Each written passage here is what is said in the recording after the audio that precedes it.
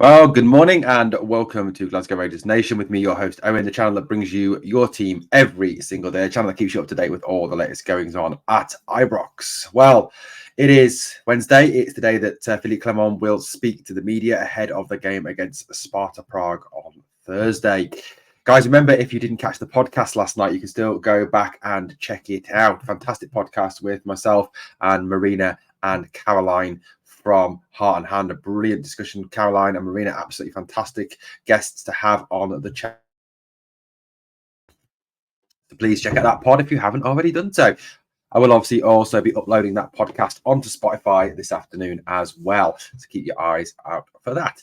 Well, we can obviously look ahead to the game on Thursday against Sparta Prague in what will be a cauldron of a stadium, a cauldron of an atmosphere. You know, a club that's, according to a number of Czech journalists, hate Rangers. God knows why they hate us, but apparently they hate us. That's what I've heard. Obviously, Abdallah Sima will come in for a fair bit of stick as well.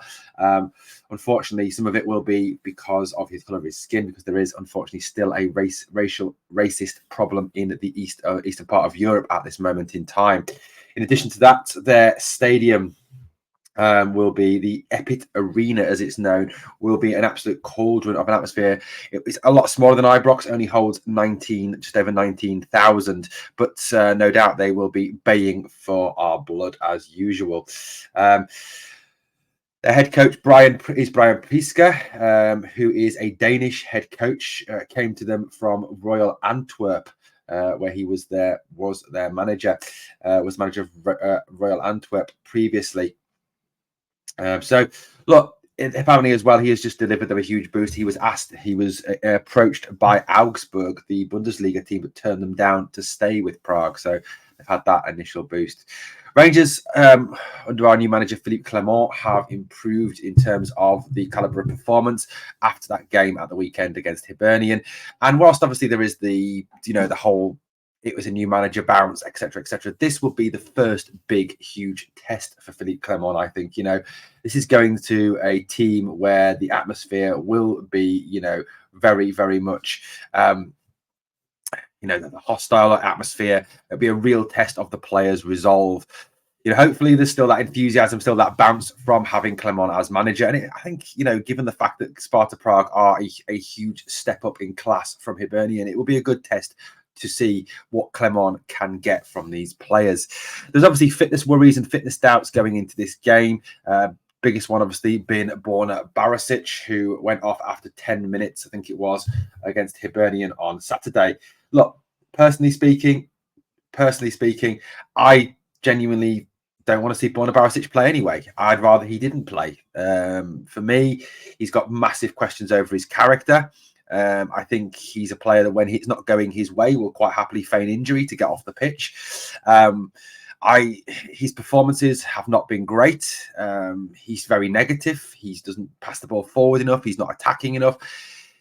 The one thing he seems to be able to do well is throw the ball in from across from deep, but realistically, that is not a great way to attack. I genuinely, would prefer to see Sterling or even Davis at left back. But left back is a problem. Of course it is. Now, unfortunately, we won't have Ridvan for the game on Thursday because Michael Beale, in his infinite wisdom, decided that Ridvan shouldn't be in the squad. Yes, another decision by a used car salesman that has obviously let us down. God, that man, I don't know how the board were conned in by that man, but he really was an absolute waste of space. So yeah, I prefer to have Ridvan. Of course I would. I think he would make a big difference. He did well when he came on Saturday. He provided extra width. He's got speed to get to the byline. And realistically, in modern football, if you're going to be successful, that is what you need your players who are crossing the ball into the box to do, is to get to the byline, either put it across in the air or to drill it across or cut it back. And that's what you need, not these balls that are pretty much advertised where Borna will stop, put his foot on the ball, and then smash it in for about 20 yards out into the box. It advertises it to the centre halves, an approach that, has not worked on many occasions for Rangers this season or even last season. Now, in terms of the lineup for Rangers on Thursday, and obviously we'll find out a little bit more about who is fit, who is available, who has travelled, depending on what Philippe Clement says in his press conference today. It'll be a fascinating press conference to watch and listen to.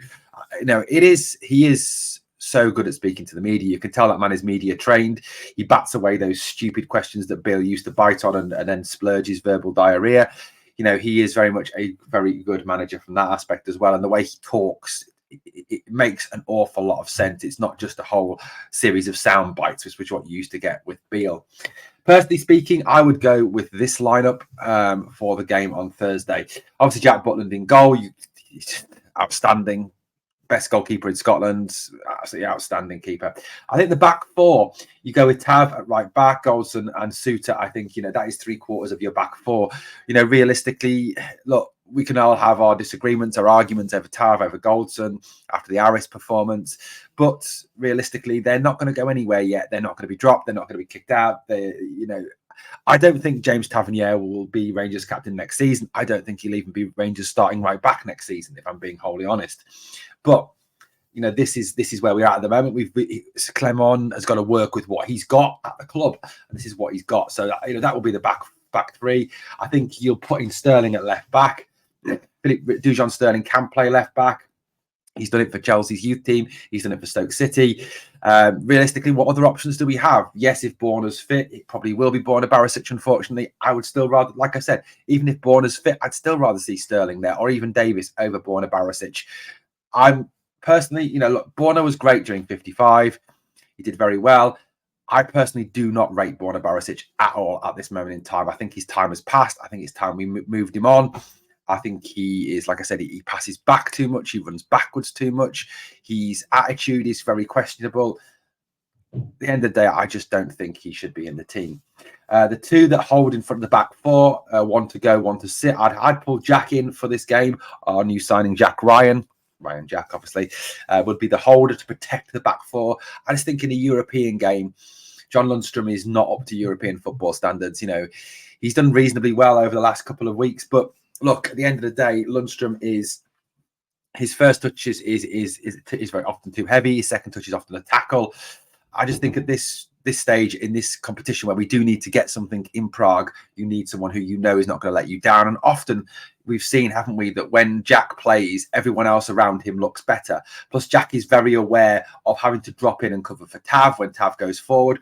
And I'm going to speak about why it's important that we get Tav and the wide men going forward when I show you how Sparta Prague have lined up in past games.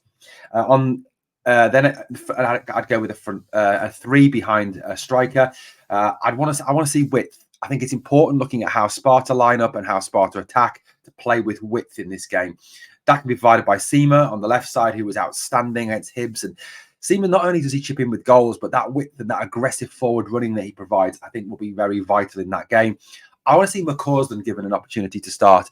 I think it's, time that we saw that Clement said, that he wants to give young players an opportunity. Well, let's give young players an opportunity in this game. Let's go in with Ross McCausland. Let's let him provide that width down the right-hand side.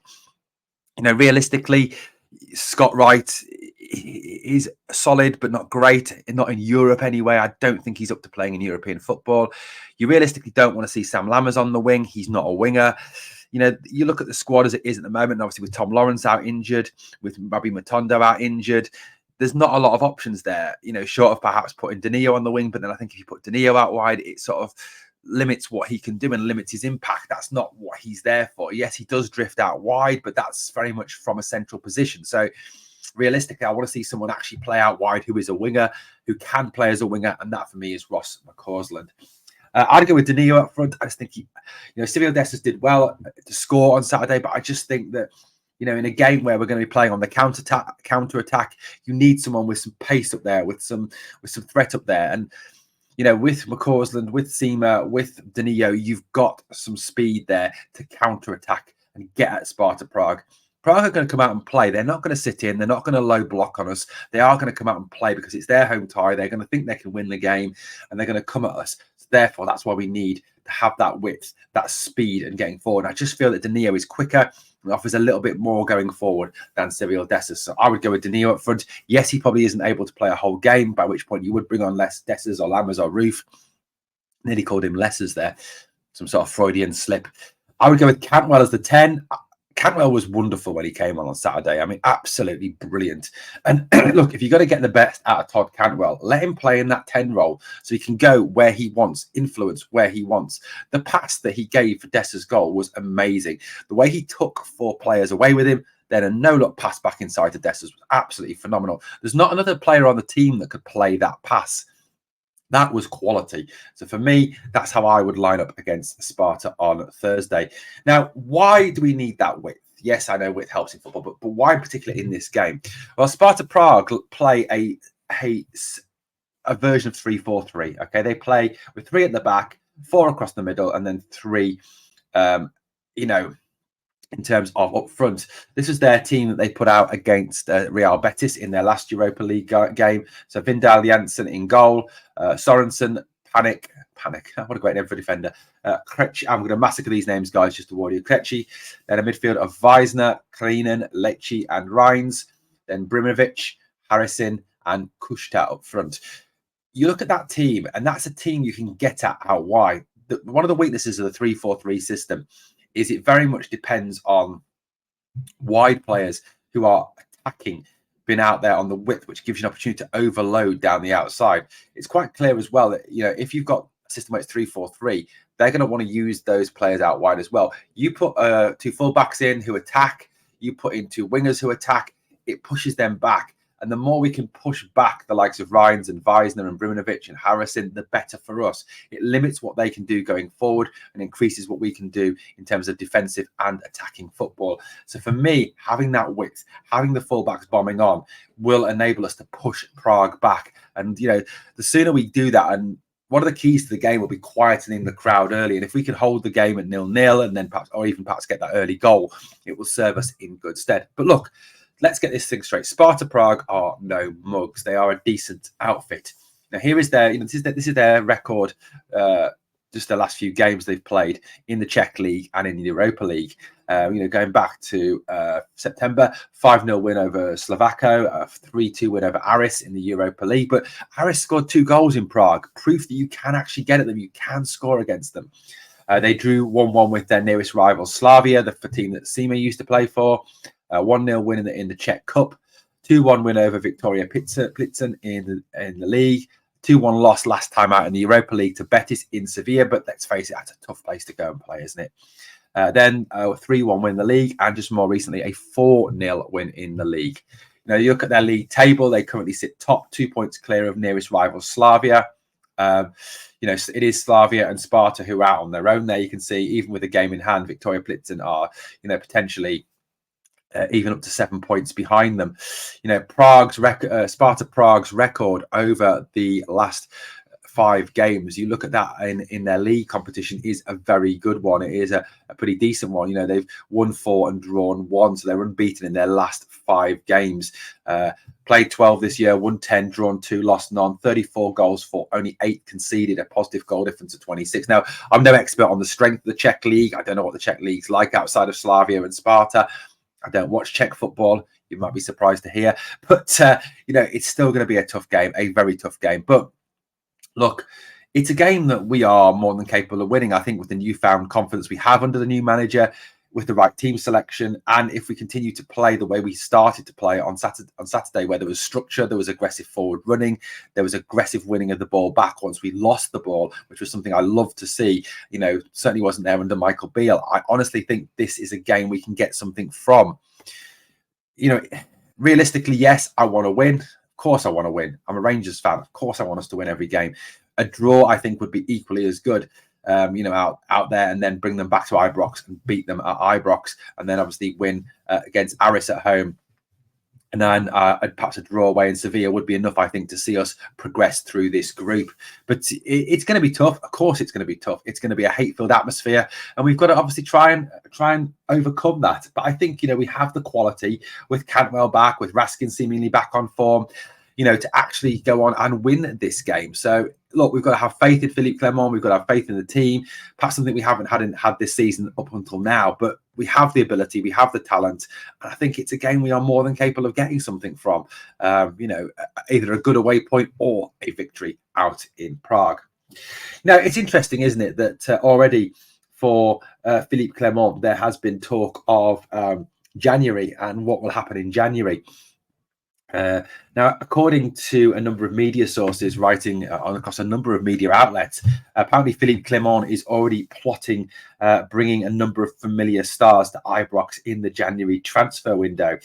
He is reportedly keen to, after looking at the squad, to stamp his own identity on this team, having seen what is missing. Now, according to the media, it's been reported that the Rangers board are trying to make money available. But look, there should be money available. The players we've sold, the transfer window, people talk about the outlay of the transfer window. The outlay of the transfer window was virtually, with the money we brought in from sales, negligible. I think it was 2-3 million, which for a club of this size is a bit of a joke. You know, yes, the issue is obviously there that we didn't get Champions League football. That has massively cost us in terms of revenue. And again, like Chris Boyd said, has handed that lot from across the city around 60 million bonus over us, which I think is, you know, they're going to get about 60 million from the Champions League. The maximum I think we can earn if we will not get all the way to the final of the Europa League is about 18 to 20 million, which is a third of what they can get for Champions League. And that's even been humiliated and going out and finishing last in their Champions League group. It just shows how important it is to get Champions League football. Now, Clement apparently is looking at a number of players who he has already worked with at clubs like Bruges, Genk and Monaco. No names as yet have been linked. There's certainly been, you know, no players' names that I've seen or read yet.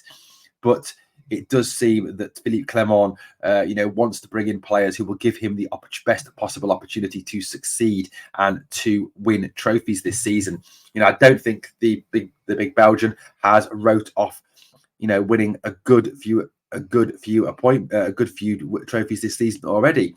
You know, I think he very much feels that, you know, there are a number of trophies out there to bring in still. You know, the League Cup obviously is the first one. I feel that, you know, the Scottish Cup is very much winnable. The Europa League will be very tough, obviously, given the calibre of teams like Ajax and Liverpool that are in it. But, you know, the Scottish League as well, it realistically is going to be hard. We are drinking in last chance saloon because of the fact if we slip up one more time, the league's pretty much done. But with 3 Old Firm games remaining, you know, it's certainly an opportunity there to rein them back in and increase the pressure on them. So it is still doable. It is still very much doable. You know, it's a possibility to actually bring in people who are going to, you know, help and are going to help us get at Celtic and really put Celtic under pressure. And I think Philippe Clement still feels that is very much possible, very much doable. So let me know what you think, guys. You know, is the league over? Can we still win the league? You know, Clement has given us kind of a bit more belief, hasn't he? And look, I know we need to stop getting carried away. Of course I do. And I think Thursday night will tell us a whole lot more as to where this squad actually are in terms of their progression under the new manager. You know, there is transfer links out there, apparently links to more strikers. One name that's been linked recently is Michael Olunga, the Kenyan striker, who is currently with Al Dahali, where he scored 57 goals in 56 games. Prior to that, he played in the Japanese league with Kashiwa Searle, where he scored 58 goals in 72 games. He scored 3 goals in 14 games for Girona before that. He scored, you know, he's a guy who's got a great track record. He scored 22 goals in 50 games for Kenya. And he's 29 years old. He's 6'4". He's a big old unit. Probably someone that Clement has reportedly looked at. So could that be a name that we're looking at? I don't know. Anyway, thanks for watching this video, guys, this morning. If you can do 2 things for me on the way out, well, actually 3 things, guys. Smash the sub if you haven't yet subscribed to the channel to help us keep growing. Number 2, smash the like. And number 3, as always, remember, we are the people.